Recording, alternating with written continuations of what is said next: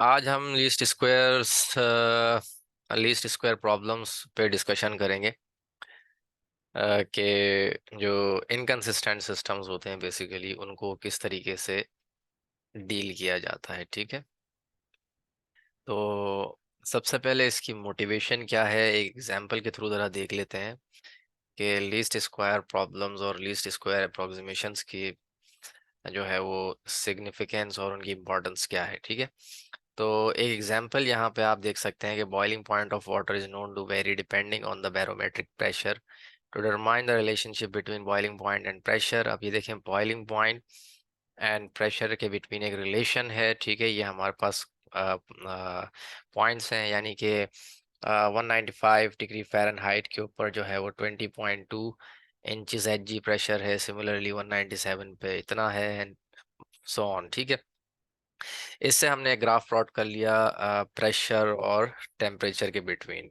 और यहाँ पे हमने जो है वो एक स्कैटर प्लॉट आप कह सकते हैं हमने यहाँ पे बनाया। अब ये देखें, ये जो जितने भी पॉइंट्स हैं, अगर हम एक स्ट्रेट लाइन ड्रॉ करें, फॉर इंस्टेंस एक स्ट्रेट लाइन हम ड्रॉ करते हैं, तो हम देख सकते हैं कि जो तमाम पॉइंट्स हैं वो इस लाइन के ऊपर फॉल नहीं करते, बट ये ज़रूर कह सकते हैं कि जो पॉइंट्स हैं वो लाइन से बहुत करीब करीब हैं। ठीक है, तो अब देखें इशू क्या है।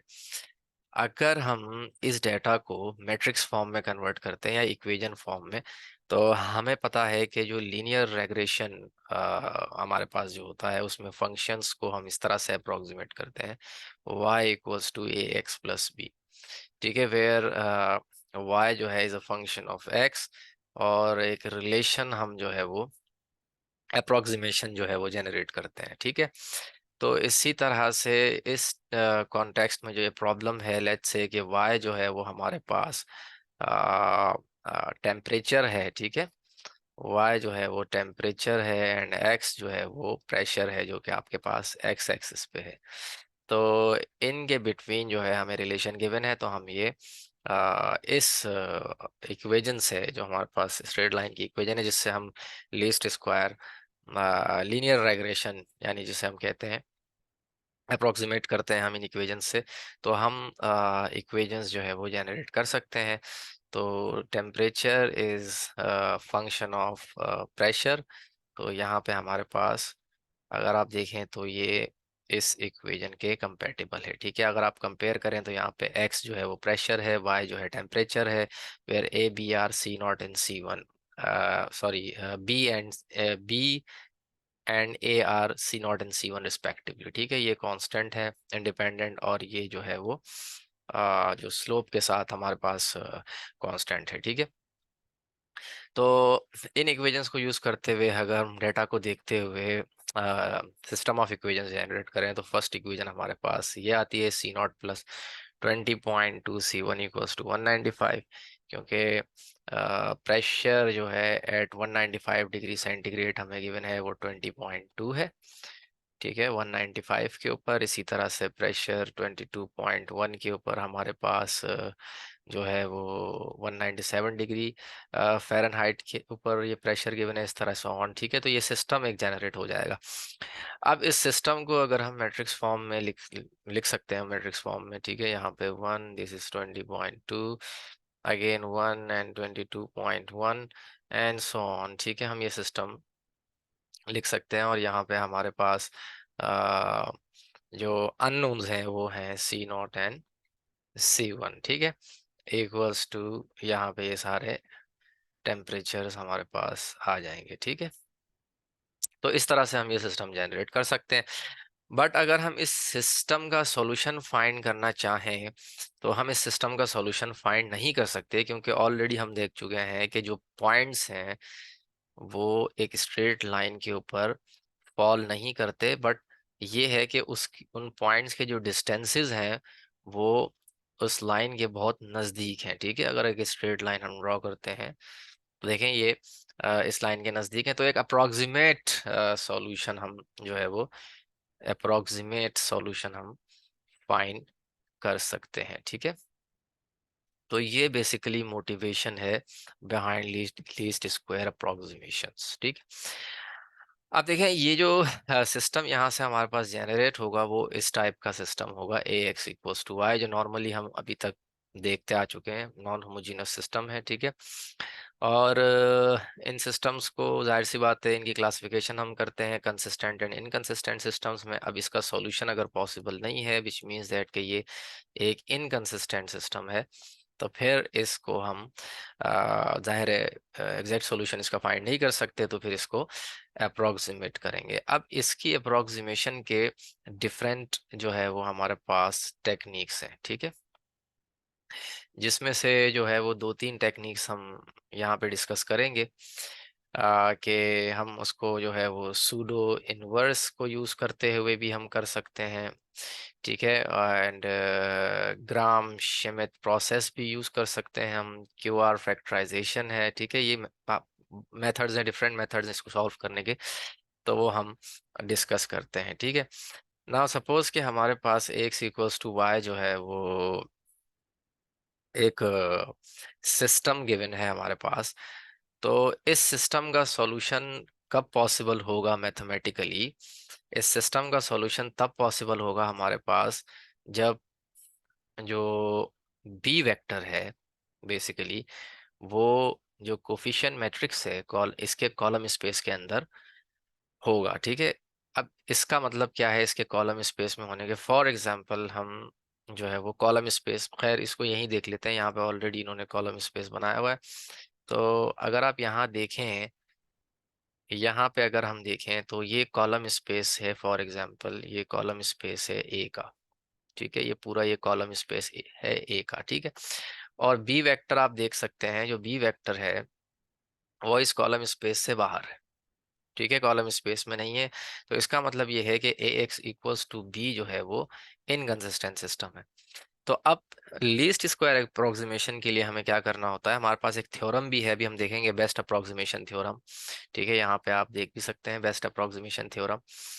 ये थ्योरम क्या कहता है कि अगर हम इस वेक्टर बी का ऑर्थोगोनल प्रोजेक्शन लें, ठीक है, यानी इसका प्रोजेक्शन लें, तो इसका प्रोजेक्शन एग्जैक्टली जो है वो फॉल करेगा कॉलम स्पेस ऑफ ए के ऊपर।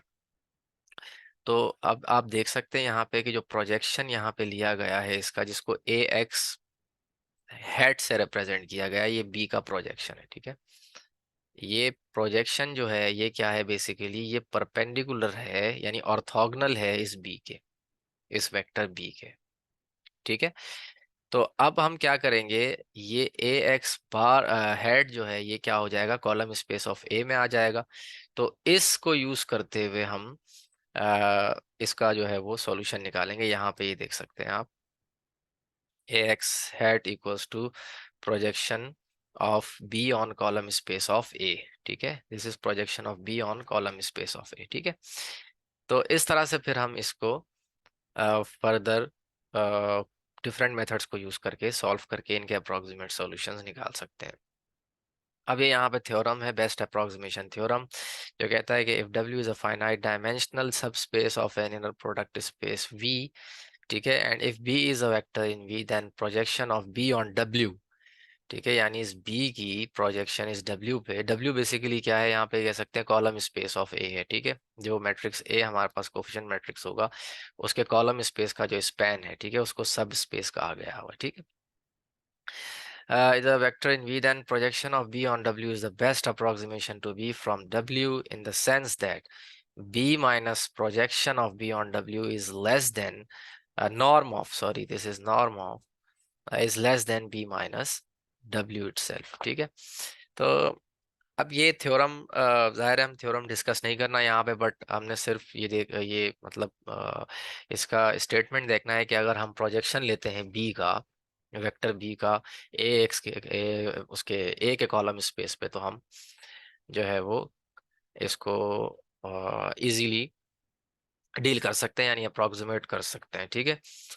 अब जरा कुछ प्रॉब्लम्स हम इसमें देखते हैं। अब ये देखें, ये एक इम्पॉर्टेंट यहाँ पे रिजल्ट है जो कि ड्राइव किया गया है कि ए transpose A x equals to A transpose B के थ्रू जो है वो हम इसको अप्रोक्सीमेट करते हैं, ठीक है। एक ये मेथड हमारे पास है जिसके थ्रू हम अप्रोक्सीमेट करेंगे, ठीक है। और इससे रिलेटेड एग्जांपल हम देखते हैं। फॉर इंस्टेंस यहाँ पे हमारे पास अच्छा, इस थ्योरम को भी एक दफा देख लेते हैं। For every linear system a x equals to B, ठीक है। अब देखें, ये a x equals to b के लिए इन्होंने कहा है फॉर एवरी लीनियर सिस्टम, ठीक है। द एसोसिएटेड नॉर्मल सिस्टम, ये एसोसिएटेड नॉर्मल सिस्टम होगा, इज कंसिस्टेंट, इज कंसिस्टेंट यानी कंसिस्टेंट होगा, and all solutions of 5 are least square solutions of A x equals to B. Moreover, if W is the column space of A and x is any least square solution of this, then the orthogonal projection of b on w is equals to ax, ठीक है। तो अब इस theorem को हम यहाँ पे exploit करेंगे और कुछ प्रॉब्लम्स सॉल्व करेंगे इससे रिलेटेड। अब यहाँ देखें आप कि हमारे पास फॉर इंस्टेंस ये इक्वेशंस हैं, ठीक है।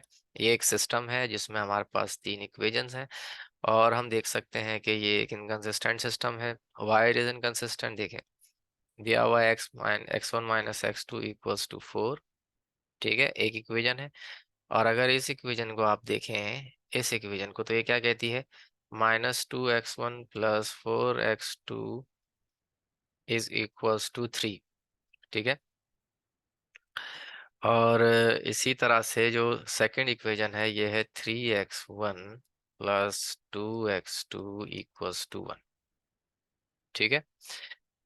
और अगर हम इसकी सिस्टम की कंसिस्टेंसी को चेक करना चाहें या इनकंसिस्टेंसी को, तो हमें पता है हम क्या करते हैं, सिंपल ऑगमेंटेड मैट्रिक्स बनाते हैं। 1 - 1 3 2 -2 एंड 4, और फिर इसको हम रॉ एकेलॉन फॉर्म को यूज करते हुए देखते हैं कि क्या कंसिस्टेंसी है या इनकंसिस्टेंसी है, ठीक है। तो ये आप चेक कर सकते हैं सिस्टम की इनकंसिस्टेंसी को, और इसका हम जो है वो लीस्ट स्क्वायर सॉल्यूशन निकालना सीखेंगे।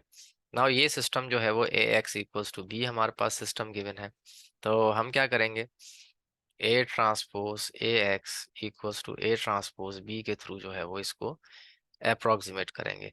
ये कोफिशिएंट मैट्रिक्स से, ठीक है, मैट्रिक्स ए जो कि कॉलम वेक्टर्स से बना है, ये मैट्रिक्स, ये कॉलम वेक्टर्स है हमारे पास, और ये हमारे पास वेक्टर भी है। तो A transpose A is equals to this vector, ये हमारे पास सॉरी मैट्रिक्स 2 by 2 मैट्रिक्स आ गया, ठीक है। देन ए ट्रांसपोज बी हमारे पास ये सिंगल वेक्टर आ गया।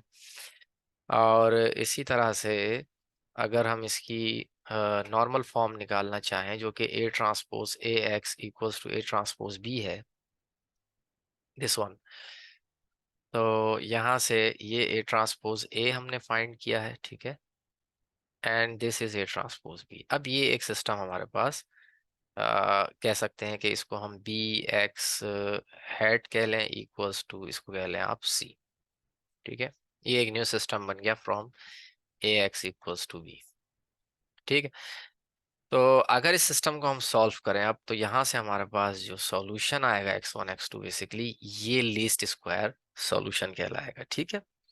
ये लीस्ट स्क्वायर सॉल्यूशन कहलाएगा, और यानी कि जो x का जो सॉल्यूशन होगा वो होगा 17/95 and 143/285। This is not the exact solution, still this is approximate solution, ठीक है। और अगर आप लीस्ट स्क्वायर एरर निकालना चाहें, तो उसके लिए सिंपल हम क्या करेंगे, b minus A x find करेंगे। तो b माइनस ए एक्स हमारे पास वेक्टर b जो ओरिजिनल वेक्टर है वो क्या है, 4 1 3, एंड कोफिशिएंट मैट्रिक्स जो हमें गिवन है वो है a इक्वल्स टू 1 - 1 3 2 - 2 4, ठीक है। तो b माइनस ए एक्स यहाँ से निकाल लेंगे, and again b minus A X head जिसको हमने कहा है, इसको फॉर एग्जांपल इसको भी कंप्यूट करेंगे, ठीक है। तो ये हमारे पास आ रहा है 17/95, एंड एक मिनट, यहाँ पे एक मिस्टेक आई थिंक है। तो ये b माइनस ए एक्स है बेसिकली, ठीक है। एक्स, ये एक्स जो है ये अप्रोक्सीमेट वेक्टर, इसको आप एक्स हेड भी कह सकते हैं, जो कि ये हमें मिला है। तो B minus A x equal आ रहा है दिस वेक्टर के, ठीक है। अब इससे हम एरर जो है वो फाइंड कर सकते हैं। तो लीस्ट स्क्वायर एरर क्या होगा, इसका नॉर्म होगा, ठीक है, इसका नॉर्म होगा। और नॉर्म क्या होता है, सिंपली हमें पता है ये एक वेक्टर है, square root of the sum of square of all these elements, ठीक है, तीनों एलिमेंट्स का स्क्वायर का सम लेंगे तो ये हमारे पास नॉर्म आ जाएगा, ठीक है। तो इस तरह से ये लीस्ट स्क्वायर एरर हमारे पास आ गया, ठीक। तो ये एक एग्जांपल थी जिसमें हमने A transpose A x equals to A transpose B use किया। सिमिलरली ये एग्जांपल है, ठीक है। अब यहाँ पे देखें, वहां पे हमारे पास सिंगल सॉल्यूशन आ रहा था, यहाँ पे infinite many least square solutions का एक एग्जांपल है। यानी इन्फिनिट मैनी भी आ सकते हैं सॉल्यूशन लीस्ट स्क्वायर के, ठीक है। तो ये सिस्टम है, अगेन इनकंसिस्टेंट सिस्टम है। Vector A, sorry, matrix coefficient matrix A है, बी वेक्टर बी है। Again A transpose A find करेंगे and A transpose B find करेंगे। ये ट्रांसपोज ए, ये ट्रांसपोज बी, इसको सॉल्व करेंगे, इसको रिड्यूस रॉ इक्लोन फॉर्म में लेके आएंगे, तो हमारे पास ये देख रहे हैं कि एक रॉ इसकी जो है वो जीरो हो गई है, विच मीन्स दैट के इन्फिनिट मैनी सॉल्यूशंस हैं। तो अगेन पैरामेट्रिक फॉर्म में हम इसको लिखेंगे, जो ऑलरेडी हम ये डिस्कस कर चुके हैं पिछले लेसन्स में। और फिर हमारे पास जो सॉल्यूशन सेट बनेगा उसको हम इस तरह से लिख सकते हैं। Then B minus A X हमने फाइंड करना है। तो B minus A X is B vector हमारे पास ये है, और ए मैट्रिक्स ये है, एंड एक्स जो सॉल्यूशन आया हमारे पास वो ये है। वेयर टी जो है वो पैरामीटर है, तो जाहिर है टी को आप कुछ भी अज्यूम कर सकते हैं, 1 ले लें, 2 ले लें, 3 ले लें, और डिफरेंट आपके पास सॉल्यूशंस आएंगे, इन्फिनिट में नहीं आएंगे, ठीक है। Since B minus A X does not depend on T, ठीक है, this does not depend on T, all least square solution produce the same error, ठीक है। मतलब कि टी आप कुछ भी रखें, ठीक है, टी जाहिर है रियल नंबर, कोई भी रियल नंबर आप ले सकते हैं, आप रखेंगे तो इस सॉल्यूशन पे कोई फर्क नहीं पड़ेगा, और लीस्ट स्क्वायर सॉल्यूशन जो है उसका जो एरर आएगा वो सेम ही आएगा, ठीक है। यानी एरर पे कोई इफेक्ट नहीं होगा, यानी यही एरर मिलेगा। आप डिफरेंट वैल्यूज पे ट्राई करके देख सकते हैं। अच्छा, उसके बाद हमारे पास ये थ्योरम है कि if A is an m by n matrix then following are equivalent, the column vectors of A are linearly independent, A transpose A is invertible, ठीक है। आ, ये खैर इस थ्योरम को हम डिस्कस नहीं करेंगे यहाँ पे, कुछ प्रॉब्लम्स देखेंगे हम, या फिर मेथड्स हमने जनरली देखने। अब ये यहाँ पे एक जो मेथड है, basically if A is an m by m matrix with linearly independent column vectors, then for every m by 1 matrix B, the linear system X equals to B has a unique least square solution. The solution is given by X equals to A transpose A inverse times A transpose B, ठीक है। इसी method से भी हमने solve किया है problems को, ठीक है। तो बेसिकली पहले हमने इसको इस तरह से लिखा था, A transpose A x equals to A transpose B. अब इसको हम क्या कर रहे हैं, X equals to A transpose A inverse times A transpose B. But इसके लिए कंडीशन क्या है, कंडीशन ये है कि जो मैट्रिक्स ए है उसके कॉलम्स जो हैं वो लीनियरली इंडिपेंडेंट होने चाहिए, ठीक है। ये कंडीशन यहाँ पे आपने याद रखनी है, लीनियरली इंडिपेंडेंट होना चाहिए, ठीक है, कॉलम्स इसके। और फिर यहाँ पे एक सॉल्व एग्जांपल भी है, इसको आप देख सकते हैं, और इसको प्रैक्टिस के तौर पे आप यूज कर सकते हैं, ठीक है। अब कुछ और हम जो है वो प्रॉब्लम्स इसको देख लेते हैं। अ- अच्छा, ये alternative calculations of least square solution आप देखेंगे कि अल्टरनेटिव वे है। हमारे पास ये मैट्रिक्स ए गिवन है और वेक्टर बी गिवन है, ठीक है। Again this is inconsistent system. तो अब देखें यहाँ पे हम बी का जो है वो प्रोजेक्शन फाइंड कर रहे हैं on two column of A, ठीक है। ये आई थिंक चैप्टर 4 के अंदर या चैप्टर 3 के अंदर ये डिस्कशन है, ठीक है। जहाँ पे ग्राम श्मिट प्रोसेस भी आपको मिलेगा, वहाँ भी आप देख सकते हैं कि किस तरह से हम प्रोजेक्शन फाइंड करते हैं। सिंपल B.A1 ओवर A.A1, ठीक है, ये डॉट प्रोडक्ट है, times A1 again B.A2 upon A2.A2 times A2, ठीक है। तो यहाँ पे बेसिकली हमारे पास A1 यानी एक कॉलम और A2 दो कॉलम, यानी दो कॉलम वेक्टर्स हैं। तो यहाँ पे A1 और A2 यूज हुए। अगर तीन कॉलम वेक्टर्स होंगे सिमिलरली तो A3 भी आ जाएगा, ठीक है। तो सिंपल डॉट प्रोडक्ट हम लेंगे, ठीक है, B.A1 and then divide by 1.A1, एंड इसी तरह से ये फॉर्मूला हम अप्लाई करेंगे तो ये हमें वेक्टर्स मिल जाएंगे, ठीक है। एंड देन इनको ऐड करने पर हमें ये वेक्टर मिल जाएगा जो कि projection of B on column space of A होगा।